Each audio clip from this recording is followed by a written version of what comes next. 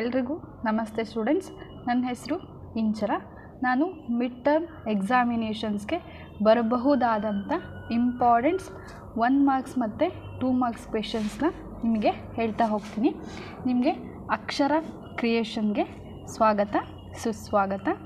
ಅದರಲ್ಲಿ ಬಂದು first questions, define partnership.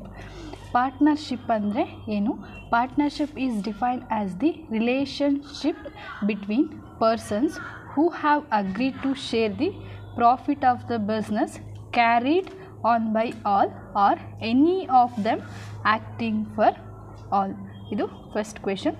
Second ಬಂದು state any features of partnership. ಅಲ್ಲಿ ನಿಮಗೆ state any 2 features of partnership ಅಂತ ಕೇಳ್ತಾರೆ. ಸೊ ಅದು 2 ಮಾರ್ಕ್ಸ್ ಕ್ವೆಶನ್ಸ್ ಬಂದು. ಅಲ್ಲೇನಾದರೂ state any 1 features of partnership ಅಂತ ಕೇಳಿದರೆ ಅದು 1 ಮಾರ್ಕ್ಸ್ಗೆ. ನಾನು ನಿಮಗಲ್ಲಿ 4 ಆಪ್ಷನ್ಸ್ ಕೊಟ್ಟಿದ್ದೀನಿ. ಸೊ ನೀವು ಆ 4 ಆಪ್ಷನ್ಸಲ್ಲಿ ಯಾವುದಾದ್ರೂ 2 ಬರೀರಿ. First one 2 or more persons, second one agreement, third one business, fourth one profit of sharing. Okay, ಇದಿಷ್ಟು features of partnership. Next question ಬಂದು, what is partnership deed? The document which contains the terms of partnership agreement is called partnership deed. Next question, state any 2 contents of partnership deed. ಇದರಲ್ಲೂ ಅಷ್ಟೇ 2 contents ಅಂತ ಕೇಳ್ತಾರೆ. So 2 marks question. 1 content ಅಂತ ಕೇಳಿದರೆ ಅದು 1 mark questions. ನಾನು ನಿಮಗೆ options ಆಗಿ ಇಲ್ಲಿ 4 ಆಪ್ಷನ್ಸ್ ಕೊಟ್ಟಿದ್ದೀನಿ. ನೀವು ಅದರಲ್ಲಿ ಯಾವುದನ್ನಾದರೂ ಬರೀರಿ. First one name and address of the firm, second one name and address of the all partners, third one profit and loss sharing ratio, fourth one rate of interest on capital loan and drawings. Next question, state the 2 methods by which the capital accounts of partners are maintained. ಇಲ್ಲಿ partners capitals ಅಕೌಂಟ್ಸಲ್ಲಿ 2 capital ಅಕೌಂಟನ್ನು ಯಾವುದ್ಯಾವುದನ್ನು maintain ಮಾಡ್ತಾರೆ ಅಂತ ಕೇಳಿದ್ದಾರೆ. First ಬಂದು fixed capitals method, second fluctuating capital method.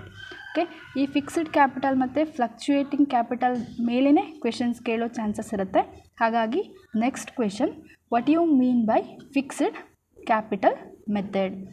Okay, fixed capital method is a method under which the capital of the partner shall remain fixed year after year. Okay, next question, what is fluctuating capital method? Fluctuating capital method is a method under which the capitals of the partner fluctuating from year to year. Okay, next question, give 2 circumstances under the fixed capitals of partners may change. ಇಲ್ಲಿ 2 ಸರ್ಕಮ್ಟೆನ್ಸಸ್ನ ಕೇಳಿದ್ದಾರೆ. Fixed capitals of partners amount ಏನಿರುತ್ತೆ ಅದನ್ನು ಯಾಕೆ change ಮಾಡ್ತೀರಾ?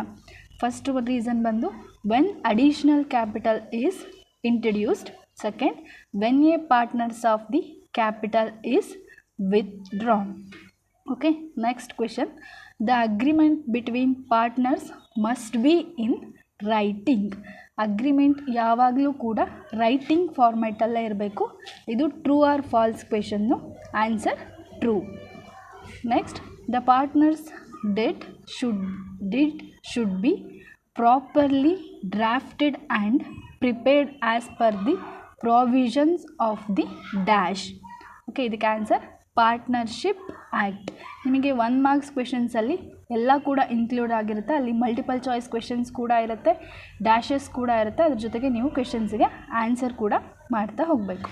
Next question, when do the current accounts are partners are opened? ಯಾತಕ್ಕೋಸ್ಕರ partners capitals ಅಕೌಂಟನ್ನು open ಮಾಡ್ತಾರೆ? Under fixed capital system.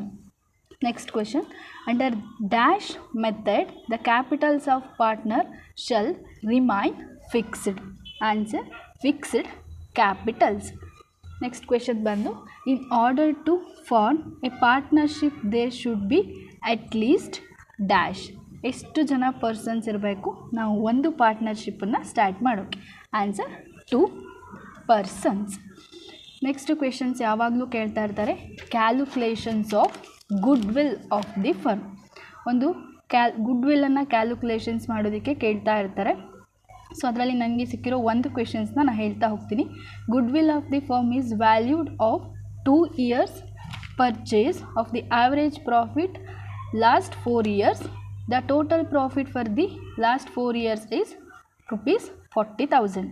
First formula ಬರ್ಕೊಳ್ಳಿ. Goodwill equals average profit into number of years purchased. ಅದರಲ್ಲಿ first ನೀವು average ಪ್ರಾಫಿಟ್ನ calculation ಮಾಡಬೇಕು. Average ಪ್ರಾಫಿಟ್ನ calculation ಮಾಡೋದು total profits divided by number of years. ಆವಾಗ ನಿಮಗೆ ಆವ್ರೇಜ್ ಪ್ರಾಫಿಟ್ ಸಿಗುತ್ತೆ. ಸೊ ಆವ್ರೇಜ್ ಪ್ರಾಫಿಟ್ಸಿಗೆ into number of years purchase ಮಾಡಿದರೆ ನಿಮಗೆ ಲಾಸ್ಟಲ್ಲಿ ಸಿಗುತ್ತೆ goodwill amount. Okay, next question, state any 2 reasons for the admitting a new partner. ನೀವು ಪಾರ್ಟ್ನರ್ನ ಯಾವ ಕಾರಣಕ್ಕೋಸ್ಕರ ನಿಮ್ಮ ಪಾರ್ಟ್ನರ್ಶಿಪ್ಪಿಗೆ ಸೇರಿಸ್ಕೊಳ್ತಾ ಹೋಗ್ತೀರಾ ಅಂತ ಕೇಳಿದ್ದಾರೆ. ಒಂದು, to get additional profit.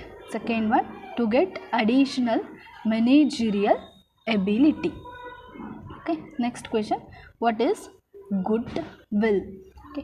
Goodwill is the value of reputation of a firm in respect of the profit expected in future over and above the normal profits. Next question, state any 2 types of valuations of goodwill. Goodwill ಅನ್ನು 3 ಟೈಪ್ಸಲ್ಲಿ valuations ಮಾಡ್ತಾರೆ. ನಿಮಗೆ 1 ಮಾರ್ಕ್ಸಲ್ಲಿ ಕೇಳಿದರೆ 1 ಬರೀರಿ, 2 ಮಾರ್ಕ್ಸಲ್ಲಿ ಕೇಳಿದರೆ 2 ಬರೀರಿ. ಅದರಲ್ಲಿ first one average profits method, second one super profits method, third one capitalisation method. Next question, new profit sharing ratio formulas. New profit sharing ratio equals old share plus acquired share or share gained ಅಂತ ಹೇಳ್ತಾರೆ. ಓಕೆ, next question, what is sacrificed ratio?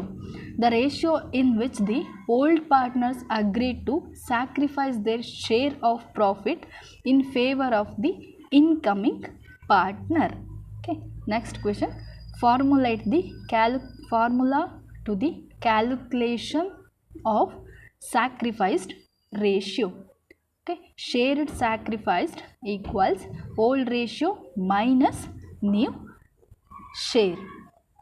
Next question, if the amount bought by new partner is more than his share in capital, the excess is known as dash.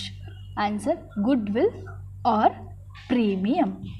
Next, state any 2 right in newly admitted partners acquire. ಹೊಸದಾಗಿ admit ಆಗಿರುವಂಥ ಪಾರ್ಟ್ನರ್ಗೆ ಇರುವಂಥ ಯಾವುದಾದರೂ 2 ರೈಟ್ಸನ್ನು ಬರೀರಿ ಅಂತ ಕೇಳಿದ್ದಾರೆ. First one, rights to share the assets of the partnership firm. Second one, right to share the profit of the partnership firm. Next question ಬಂದು, factors affecting the value of goodwill. ನಿಮಗೆ options ಕೊಟ್ಟಿರ್ತಾರೆ, ನಾನು options ಕೂಡ ಕೊಟ್ಟಿದ್ದೀನಿ ನಿಮಗೆ. ಅದರಲ್ಲಿ ಯಾವುದನ್ನಾದರೂ ನೀವು ಒಂದನ್ನು ಬರಿತಾ ಹೋಗ್ಬೋದು. ನೇಚರ್ ಆಫ್ ದಿ ಬಿಸ್ನೆಸ್ ಆಗಿರ್ಬೋದು, ಎಫಿಷಿಯನ್ಸಿ ಆಫ್ ಮ್ಯಾನೇಜ್ಮೆಂಟ್ ಆಗಿರ್ಬೋದು, ಲೊಕೇಶನ್ ಆಗಿರ್ಬೋದು, ಮಾರ್ಕೆಟ್ ಸಿಚುವೇಶನ್ಸ್ ಆಗಿರ್ಬೋದು, ಅಥವಾ ಸ್ಪೆಷಲ್ ಅಡ್ವಾಂಟೇಜಸ್. ಓಕೆ, ನೀವು ಯಾವುದೋ ಒಂದನ್ನಾದರೂ ಬರಿಬೋದು. ನೆಕ್ಸ್ಟ್ ಬಂದು, state any 2 circumstances under which the partnership firm is dissolved. ಇದರಲ್ಲೂ ಕೂಡ ಆಪ್ಷನ್ಸ್ ಇದೆ, ನೀವು ಯಾವುದಾದ್ರೂ 2 ಬರೆದ್ರೆ ಸಾಕು. ಅದರಲ್ಲಿ first one, dissolution by agreement, dissolution by notice, compulsory dissolution by the court. Okay, next, give the journal entry for on assets taken over by a partner and dissolution of a firm. ಈ journal entries ನಿಮಗೆ dissolutions of partnership firm ಅಂತ ಇದೆಯಲ್ಲ, ಆ lessons basis ಮೇಲೆ ಕೇಳ್ತಾ ಹೋಗ್ತಾರೆ. So ಅಲ್ಲಿ ಯಾವ ಜರ್ನಲ್ ಎಂಟ್ರೀಸ್ನಾದರೂ ಕೇಳ್ಬೋದು. ಸೊ ನಾನು ಇದನ್ನು ಹಾಕ್ತಾ ಹೋಗಿದ್ದೀನಿ. ಅದಕ್ಕೆ ಎಂಟ್ರಿ ಬಂದುಬಿಟ್ಟು partners capitals account datas to realisations account. Next question, give the meaning of dissolution of partnership firm. Dissolutions of partnership firm means all the partners of the firm cut off their connections with firm and the business of the firm is closed down. Okay, next, gaining ratio, the ratio in which the continuing partners have acquired the share from the retaining or deceded partners is called gain ratio. ಅದರ ಜೊತೆಯಲ್ಲೇ ಕೊಟ್ಟಿದ್ದೀನಿ gain ratio formula. Gain ratio equals new share minus old share. Next question, why realisation account prepared. Realisations ಅಕೌಂಟನ್ನು ಯಾಕೆ prepare ಮಾಡಬೇಕು? To find out the profit or loss on the realisations of assets and payments of the liabilities of the firm. Next question, who is an executor? Executor is the legal representative of a deceded partners in a partnership firm. Next, how do you close the executor's account when payment is made immediately? Any payment made the executor should be debited to the executor's account and credited to the cash account. Next, right any one objective of financial statement. ಅಲ್ಲಿ ನಿಮಗೆ 1 objective ಕೇಳಿದರೆ 1 marks question, 2 objectives ಕೇಳಿದರೆ 2 marks questions. ನಾನು ನಿಮಗೆ 3 objectives ಕೊಟ್ಟಿದ್ದೀನಿ. ಅದರಲ್ಲಿ ಯಾವುದಾದ್ರೂ 2 ಅಥವಾ 2 ಮಾರ್ಕ್ಸಿಗೆ ಕೇಳಿದಾಗ 2, 1 ಮಾರ್ಕ್ಸಿಗೆ ಕೇಳಿದಾಗ 1 ಬರಿತಾ ಹೋಗಿ. ಅದರಲ್ಲಿ first, to access the current profitability. Second one, to identify the reasons for changing in the profitability. Next, to judge the ability of the firm repay its debits. Okay, next one, mention 2 types of financial statements. 2 types of financial statements ಕೇಳಿದ್ದಾರೆ, confusion ಮಾಡ್ಕೋಬೇಡಿ. Financial statements ಬೇರೆ, financial statements analysis ಬೇರೆ. ಇದರಲ್ಲಿ 2 types of financial statements ಕೇಳಿದ್ದಾರೆ. ಅದರಲ್ಲಿ first one, position statement or balance sheet. Second one, statement of profit and loss. Okay, next question, state any 2 merits or advantages of financial statements.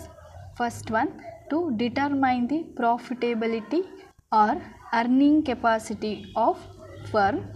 Second one, it helps the team manager to make constant review. Next question, state any 2 features of a company. First one, artificial person. Second one, common seal. Next, give the meaning of financial statement. ಈ ಕ್ವೆಶನನ್ನು 2019 ಕೇಳಿದ್ರು. Okay, financial statements are the basic and formal annual reports through which the corporate management communicates financial information to its owner and various other external parties. Next, state any 2 uses or importance of financial statements. First one, report on stewardship function. Second one, basis for prospective investors.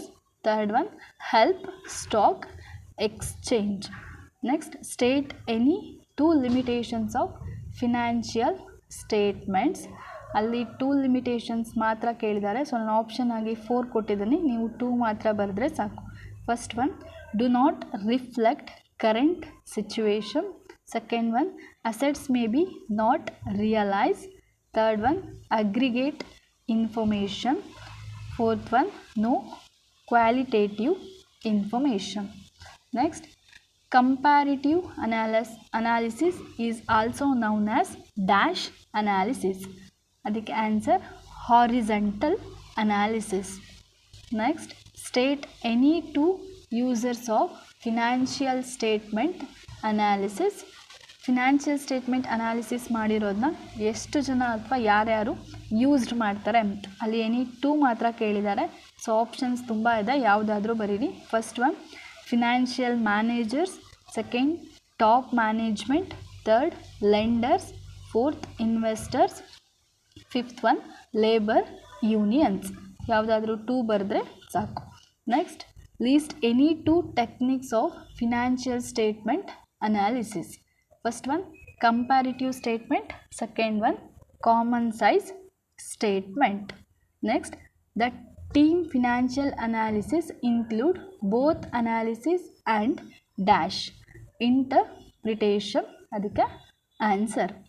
Next give any 2 limitations of financial statement analysis. ಇಲ್ಲೂ ಕೂಡ options ಇದೆ 4, ನೀವು ಅದರಲ್ಲಿ 2 ಮಾತ್ರ ಬರೆದ್ರೆ ಸಾಕು. First one recording only monetary transactions, second one effect on personal judgement, third one effect on accounting concepts and conventions, fourth one ignore human resources. Next question state any 2 objectives of financial statement analysis. ಅದರಲ್ಲಿ first one to identify the resources for changing in profitability, second one to measure the financial performance of the concern. Okay, next question income statement and dash are the financial statement. Answer position financial statement. Next question, what do you mean by financial statement analysis? The process of circular evaluation of the financial information contained in the financial statements.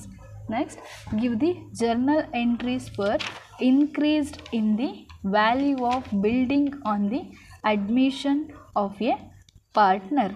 ಇದರಲ್ಲೂ ಅಷ್ಟೇ admissions of ಪಾರ್ಟ್ನರ್ಸಲ್ಲಿ ಎಷ್ಟು journal entries ಇದೆಯೋ ಅದರಲ್ಲಿ ಯಾವುದಾದ್ರೂ ಒಂದು journal entries ಕೇಳೋ chances ಇರುತ್ತೆ. ಅದರಲ್ಲಿ ಇದಕ್ಕೆ answer buildings account, debtors to revaluations account.